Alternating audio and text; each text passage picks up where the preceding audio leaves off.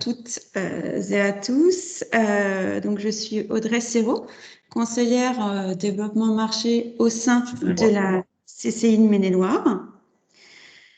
Je souhaite la bienvenue pour ce 5e Webinact de l'année, mais le 10e, c'est ce qu'on disait avec Nathalie juste avant, le 10e du coup depuis 2020, qui s'intitule « Comment améliorer le process administratif commercial ». Il sera donc animé par Nathalie Kant, qui est consultante donc chez Arcom, que je remercie avec moi ce matin. Pour rappel, les slides vous seront envoyés par mail et également déposés sur les sites du CPC ArcWest et de la CCI de Maine-et-Loire. Ce webinaire, donc nommé Webinact, s'inscrit dans un partenariat donc, entre CPC ArcWest et la CCI de Maine-et-Loire pour aider et accompagner les entreprises dans la phase de rebond.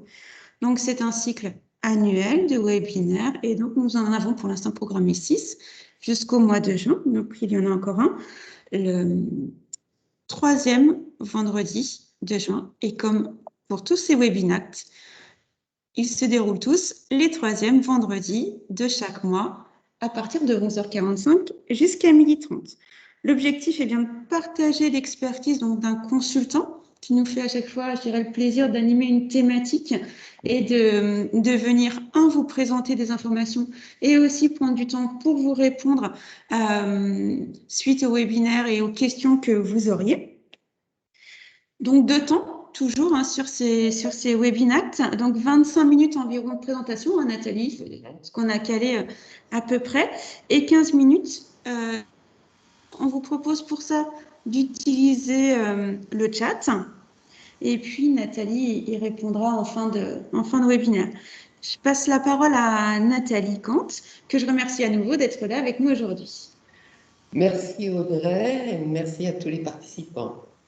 Donc, effectivement, je suis Nathalie Kant, consultante depuis 2013, et j'ai créé le cabinet Arcom. C'est un cabinet conseil qui offre ses services à toute entreprise ou organisation qui souhaite développer ses performances, c'est-à-dire améliorer ses résultats.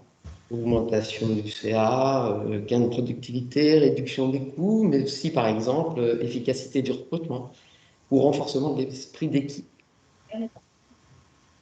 J'ai été sélectionnée par la CCI Pays de la Loire comme consultante dynamique sur les volets performance interne et qualité progressive. Et j'adhère à la CPC, Chambre professionnelle du conseil, ArcWest, depuis 2014. Je suis ravie ce matin d'animer ce 10e Webinact organisé conjointement par la CCI du Maine-et-Loire et la Chambre professionnelle du conseil en Pays de la Loire, ArcWest. Et j'invite tous les participants qui n'auraient pas déjà suivi les 9 webinacts à les regarder en replay parce qu'ils sont intéressés. Alors, nous nous attachons ce matin au processus administratif commercial et à son amélioration. Pour éviter toute incompréhension, je vais poser quelques éléments de langage. Administratif, donc administrer, c'est organiser, c'est-à-dire définir une structure, un mode de fonctionnement et gérer au mieux dans l'intérêt dans la défense des intérêts de l'entreprise. Donc c'est une gestion, mais une gestion maîtrisée. L'administratif s'applique ici à l'activité commerciale, mais à l'activité commerciale vraiment prise au sens large. C'est-à-dire qu'on ne va pas uniquement s'attacher au fait d'aller au contact des prospects pour les transformer en clients, mais on va développer l'activité commerciale au sens du développement des ventes, du tout premier contact jusqu'à la fidélisation. Car cela a été dit dans les webinacts précédents, l'effort à produire pour décrocher un nouveau client est nettement supérieur à celui nécessaire pour le conserver. Et cet effort sera d'autant moindre que le client aura été satisfait de sa première expérience. Processus, c'est un mot qui peut faire peur, pourtant c'est un déroulement naturel que tout le monde pratique. Dès lors que nous souhaitons atteindre un but, mener à bien un projet, nous déroulons un processus, c'est-à-dire que nous menons des actions dans un but précis. Mais selon la manière dont nous nous organisons, le but va être atteint ou non, plus ou moins facilement et avec plus ou moins de réussite. D'où l'intérêt d'améliorer le processus, surtout quand il est répétitif. Comment? C'est la question du jour. L'idée étant ce matin de vous donner en 20 minutes quelques clés, méthodes et outils.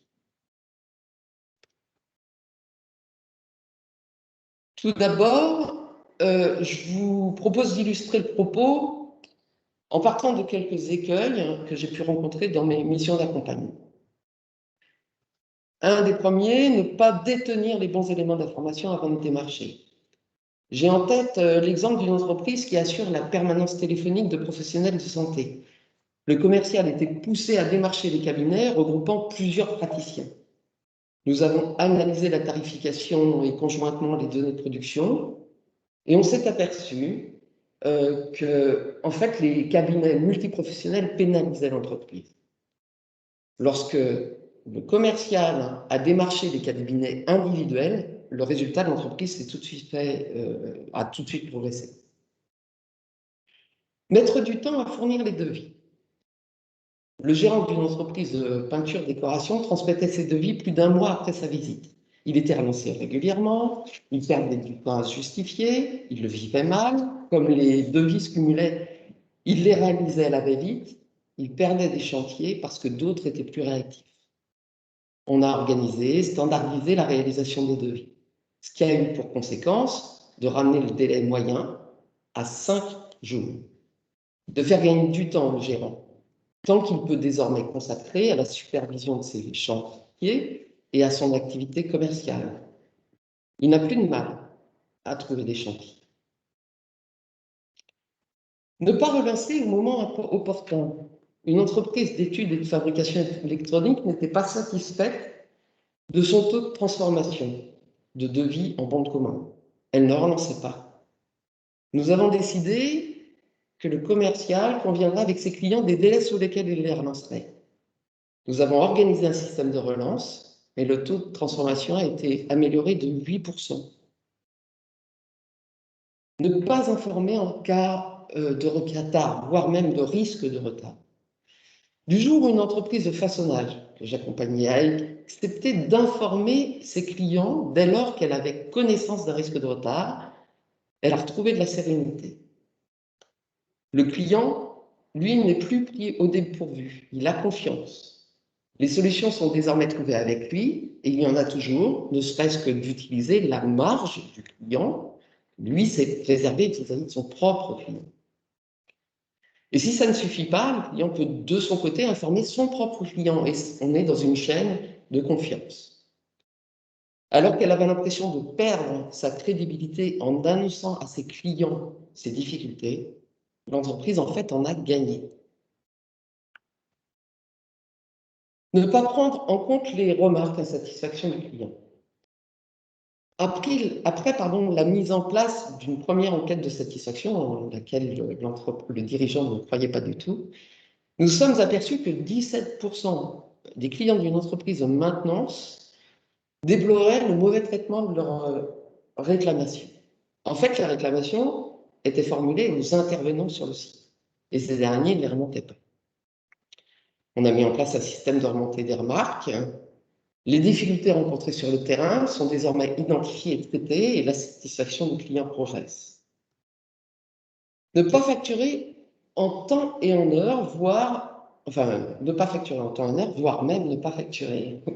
En comparant le chiffre d'affaires facturé à celui qui était à facturer sur la période, dans une entreprise qui floque des textiles, on a pu identifier qu'une partie des lots produits échappait à la production. Tout se terminait lorsque le responsable de production était en congé. La personne assurant son intérim classait le dossier sans transmettre les éléments au service facturation. Enfin, ne pas recouvrer les paiements. Je lisais encore hier un article qui indiquait que 40% des dépôts de bilan des entreprises sont causés par des impayés clients. En mettant en place un suivi des paiements, des relances, une recherche de solutions avec les clients en difficulté, et bien sûr en dernier recours, en déclenchant les sommations à payer, eh ben, ces situations peuvent être évitées. Mais aussi en évitant de contractualiser à nouveau avec les mauvais payeurs. Pardon. Il en revient du coup au premier point, les arriérés de paiement sont des éléments à détenir au moment de démarche. Je me permettrai juste, il y a encore des personnes qui ont les caméras allumées et c'est enregistré. Donc voilà, si vous souhaitez ne pas être sur le replay, vous pouvez couper vos caméras. Et je passe à la slide suivante. Voilà. Alors, à partir de ces écueils, quand on analyse les causes de ces écueils, on en relève deux principales. L'une liée à la gestion de l'information et l'autre à la maîtrise des délais. Alors, mieux traiter l'information échangée avec le client. Une des premières clés est de bien identifier les échanges d'informations que l'entreprise entretient avec ses clients, prospects ou prescripteurs. Et tout de suite, je vais poser les choses. Pour simplifier, je parlerai de clients, il faudra sous-entendre prospects et prescripteurs. Donc, bien identifier les échanges avec les clients. Or, de multiples acteurs sont au contact des clients. Le commercial, bien sûr, mais l'hôtesse d'accueil, le responsable de production, le service après-vente, le responsable d'études, mais aussi même le site Internet et même le prestataire qui livre au client. Alors, pour avoir une vision complète des échanges entretenus avec le client, l'une des façons de faire est de poser le processus commercial comme l'unique interface entre les clients et l'entreprise. C'est-à-dire que tout va passer par le service commercial. Cela revient juste à considérer que toute personne ou outil ou même prestataire extérieur en interface avec le client, juste au moment où il est en contact avec le client, il participe à ce moment précis au processus commercial. On va passer. Pour améliorer, donc on part de ce principe, on le pose, et pour améliorer, il faut savoir ce que l'on fait, d'où l'on part. On va donc décrire ce processus qu'on a cerné dans son périmètre.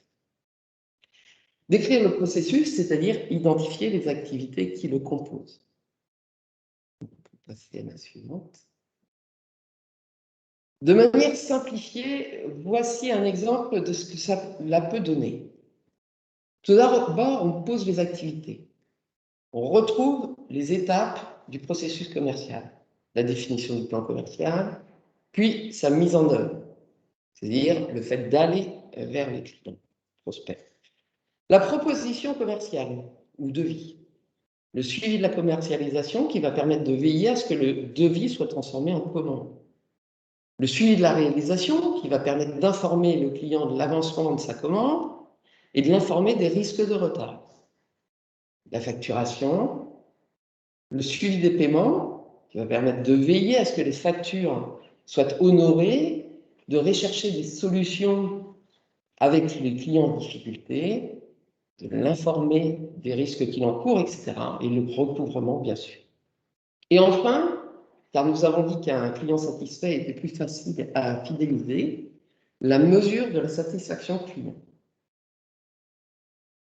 C'est-à-dire le fait de recueillir les remarques, la satisfaction, le fait d'y faire un retour, mais aussi de questionner les clients qui ne s'expriment pas d'eux-mêmes. Alors, une fois les activités posées, on identifie pour chacune d'elles, à gauche, les données dont le processus a besoin, à droite, celles qu'il génère. On peut prendre par exemple la deuxième ligne, et pour que le plan d'action commercial, qui a été défini dans la ligne précédente, puisse être mis en œuvre, il faut par exemple qu'il soit validé, il faut identifier des contacts clients, prospects, prescripteurs, je le disais, et des sollicitations spontanées des prospects aux clients peuvent arriver d'elles-mêmes.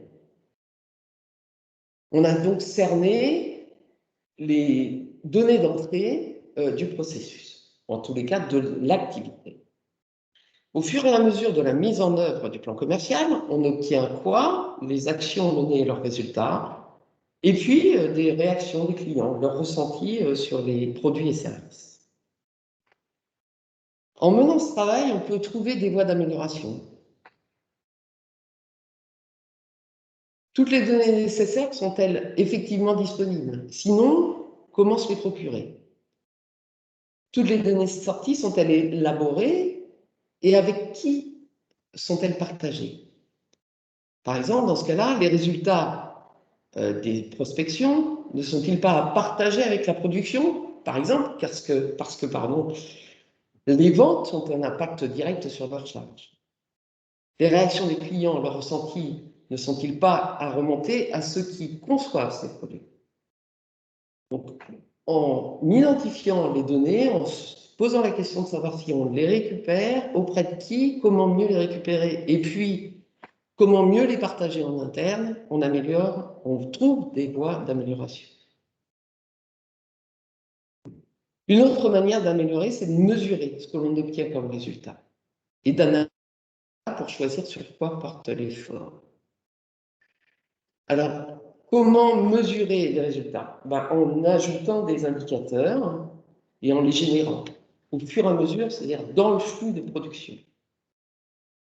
Quelques exemples ont été ajoutés en vert dans le tableau. Pour la mise en œuvre, par exemple, du plan commercial, comparer le réalisé au prévu. Et puis, on a d'autres indicateurs, je ne vais pas toutes les citer, par exemple, le taux de transformation dans le suivi de la contractualisation. Une fois les indicateurs en place, les premiers résultats qu'on va mesurer donnent la performance du processus, c'est-à-dire l'état des sorties du processus, c'est-à-dire quel résultat on obtient. Et du coup, en analysant ces résultats, on peut se poser des questions. Est-ce que le résultat est à la hauteur de ce qu'on espérait? Est-ce que le résultat qu'on obtient est comparable à ce que d'autres entreprises obtiennent? Et pour comprendre si on n'a pas le résultat qu'on souhaite obtenir, qu'est-ce qu'on va faire? On va aller zoomer, on va examiner de plus près l'activité sur laquelle l'indicateur est produit. Pourquoi n'arrive-t-on pas à mener les actions prévues au plan commercial, à obtenir les résultats espérés? Et puis on peut se poser la question de savoir quelles dépenses, c'est-à-dire ce qu'on dépense pour mener l'activité, et le comparer aux résultats obtenus. Et là, donc, du coup, en fouillant, on va aller plus loin dans la description d'étapes. On va s'attacher aux opérations. N'y a-t-il pas un moyen plus efficace de mener à bien, par exemple, la prospection? Toutes les opérations sont-elles utiles? Peut-on utiliser d'autres canaux, d'autres médias? On peut aussi aller s'attacher aux ressources humaines. Qui mène ces opérations? Quel profil et quelles compétences nécessitent-elles? Est-ce que les ressources les détiennent? Certaines des opérations peuvent-elles être déléguées aussi? Par exemple, des opérations de relance qui peuvent être déléguées pour que le commercial, lui, puisse se concentrer sur les opérations à plus forte valeur ajoutée. Les moyens matériels aussi. Est-ce qu'on a les bons outils? Est-ce que ces outils sont disponibles? Et à ce propos, là, on reviendra en fin de diaporama en présentant l'outil de gestion de l'outil numérique, le système d'information du commercial. Une autre question aussi qu'on peut se poser, si on a deux intervenants qui mènent la même opération, qu'il y en a un qui obtient des meilleurs résultats que l'autre, ça permet d'identifier les bonnes pratiques. Donc, en mesurant et en interrogeant les résultats, et en fouillant après là où on n'obtient pas le résultat, eh bien, on identifie des actions d'amélioration. Et on peut passer à la suite. Alors, une autre manière d'améliorer, c'est aussi de fixer des objectifs. Les premiers résultats de mesure que vous allez obtenir servant de référence. Et c'est important de commencer à mesurer avant de définir des objectifs. Il est possible de définir des objectifs en hausse pour inciter à progresser sur les points améliorés et des objectifs stables, par contre, pour maintenir les résultats obtenus sur les points qui vous satisfont. Et une dernière chose, on peut aussi ajouter des activités de revue. Alors, c'est quoi une revue? Une revue, c'est un temps qui permet, en réunissant tous les acteurs concernés, qui permet de revenir périodiquement sur le travail réalisé et de le comparer au travail prévu, d'identifier les opportunités d'amélioration. On va passer à la suivante. Là, on a balayé l'ensemble de la gestion de l'information. On parlera de l'outil, je vous ai dit tout à l'heure, et on va s'attacher à la maîtrise des délais. Alors, la maîtrise des délais, une fois les activités décrites, il devient plus facile d'y intégrer des éléments de maîtrise des délais. C'est-à-dire qu'on va introduire la notion de temporalité. D'abord, on repère les ruptures qui interviennent dans le processus. Par exemple, entre la proposition commerciale et la commande. Si le taux de transformation est trop faible, on va rajouter des relances. À chaque fois qu'on va rajouter une relance, on va en définir des règles, sous quel délai les mener, qui doit les mener et comment. Et on intègre ces opérations de relance dans le processus. Et l'indicateur, c'est-à-dire ils ont été rajoutés dans le tableau en rose, là, l'indicateur qui va permettre de vérifier qu'on obtient les résultats. Enfin, les résultats qu'on obtient, pardon. Ensuite, autre chose, pour pouvoir améliorer en termes de délai, on va repérer les opérations qui freinent le processus. Pour les identifier, on mesure les délais moyens de traitement. Dans l'exemple, le délai de proposition, tant entre le recueil du besoin et la transmission de la proposition commerciale au client. Et si on n'est pas satisfait du résultat, on mène la même démarche que tout à l'heure, c'est-à-dire on analyse, on va zoomer l'opération qui freine, quel délai on réalise, est-ce qu'il y a des opérations sans valeur ajoutée qu'on peut réaliser autrement, avec d'autres moyens, les faire réaliser par d'autres personnes. Et une fois qu'on a identifié, on recherche des solutions pour améliorer.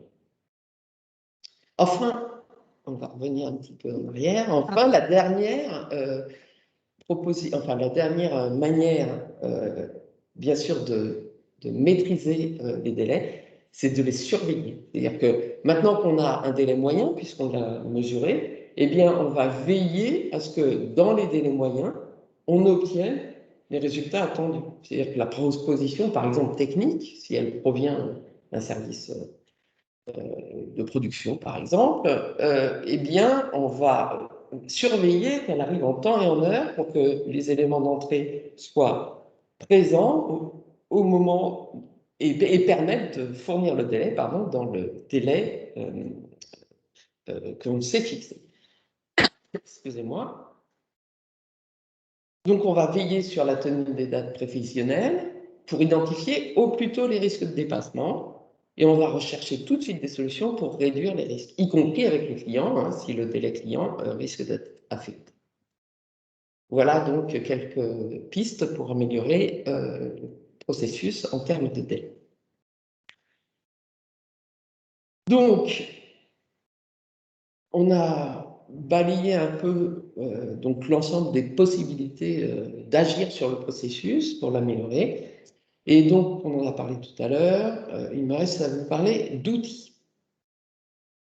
Alors, l'outil de gestion de la relation commerciale est appelé GRC, gestion de la relation commerciale. On peut passer à la suivante. Il en existe désormais sur le marché, il existe de nombreux logiciels spécifiquement adaptés à gérer les informations clients et les échanges entretenus avec eux. C'est vraiment le système d'information pour le commercial. Ces logiciels permettent beaucoup de choses, en tous les cas un traitement assez général de l'information. Ils permettent d'historiser de manière structurée les informations relatives aux clients, coordonnées, caractéristiques, par exemple l'implantation, la taille, le secteur d'activité. Il permet aussi d'enregistrer toutes les actions qu'on va mener vis-à-vis de ses clients, et permettre du coup de ressortir l'état des devis, des contrats, des factures, des paiements. Et puis on peut ajouter aussi des remarques, les insatisfactions et même coter le niveau de satisfaction du client. C'est des logiciels qui permettent aussi de partager ces informations au sein de l'entreprise par une gestion des droits d'accès. On peut ouvrir l'outil à un certain nombre de services ou de personnes de l'entreprise. Il peut aider à maîtriser les délais parce qu'à partir du moment où vous allez créer un événement, il va gérer la date et du coup, pouvoir vous alerter sur les relances à réaliser si vous avez intégré des notions de relance et des règles de relance. Il permet aussi de faciliter la communication avec les clients, car ils sont synchronisés avec les téléphones, les messageries, et certains offrent même des espaces de partage de fichiers avec les clients. Et du coup, le temps de transfert, le temps de recherche de coordonnées, etc., tout ça est réduit. Donc, ces outils sont de véritables aides pour développer les performances commerciales. Mais il est fortement conseillé, enfin, je vous le conseille fortement, de réaliser préalablement le travail que je vous ai présenté au-dessus. Parce que c'est grâce à ce travail d'analyse que vous pourrez choisir l'outil le plus adapté, le paramétrer pour l'adapter à votre situation, l'interfacer correctement au reste de votre système d'information si la GRC ne fait pas partie de votre outil de gestion. Le mieux, c'est un outil, un système d'information global qui intègre cette partie GRC. En résumé, pour améliorer le processus commercial, et pour faire le choix d'un outil de gestion de la relation client adapté à votre situation, eh bien, utiliser l'outil processus et sa description permet d'améliorer ce processus. Donc, comment? En isolant le processus de son environnement, en le décomposant en activités sans les détailler, en identifiant les données qu'il échange avec son environnement, en mesurant les résultats, en les analysant pour savoir où et sur quelle activité vous souhaitez progresser, en décortiquant alors, pour les activités sur lesquelles vous souhaitez progresser, les opérations, les ressources humaines, les moyens, en analysant et en recherchant, mettant en place des solutions. Et pour la maîtrise des délais, faire de même en focalisant sur la notion du temps. Autre point, définir les objectifs pour pouvoir inciter à la progression ou pour stabiliser un résultat qui vous convient et réaliser des revues. Voilà ce que je pouvais dire sur l'amélioration du processus administratif commercial. Merci de votre écoute et je suis à votre disposition pour les questions. Merci beaucoup pour ces 25 bonnes minutes sur... Non, c'est très bien sur ce sujet du processus administratif commercial. Peut-être, avant de passer au temps de questions-réponses, on va boucler le temps d'enregistrement. Donc, vous dire que le 18 juin, ce sera une thématique autour de la stratégie multicanale qui sera animée par Monsieur Mariec.